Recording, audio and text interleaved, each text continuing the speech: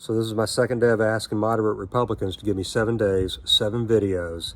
I was a Republican for 40 years. Became an independent a couple of years ago. I'm not trying to talk you into becoming a Democrat, but I would ask you just to trust me with a little bit of your time.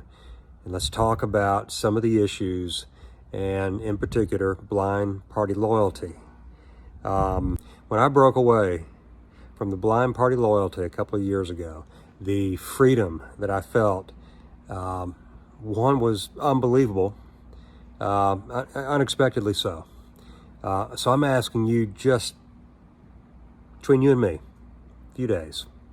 Yesterday, first issue I wanted to deal with had to do with what does the Constitution say about religion? And I'm bringing this up because I think a lot of moderate Republicans are probably Christian. And I think a lot of Christian Republicans think that your faith and your political affiliation are one and the same. I want to talk to you about it.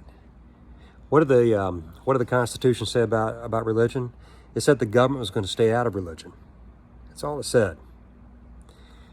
You can go back to that video yesterday, part 1. Today, part 2, I want to kind of take the other side of the coin, and that is what did Jesus say? What does Jesus say about politics? Here's the thing. I got 10 minutes on this in another video, and you can go find that on YouTube, Noble House Podcast. You can also listen to a 30-minute podcast that I did a year ago dealing with this, and it's on Noble House Podcast. Wherever you find your podcast, you can find it. But if you want to just take a few minutes right now, bottom line is Jesus rejected politics. And there were plenty of politics in his day. You probably remember Israel was being occupied by the Romans. They had been defeated. They were being occupied, and basically a very oppressive regime.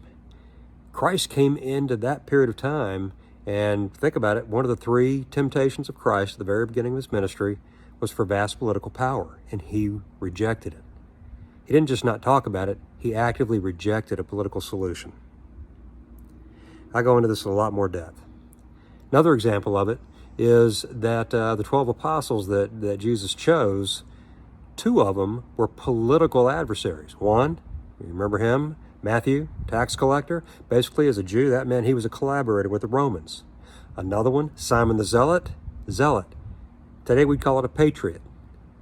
They were all about unaliving the Romans, overthrowing the Romans. A few years after Jesus died, they tried. Resulted in the destruction of Israel. Jesus didn't care about their politics. He brought 2 political adversaries together and made him 2 of his 12 apostles.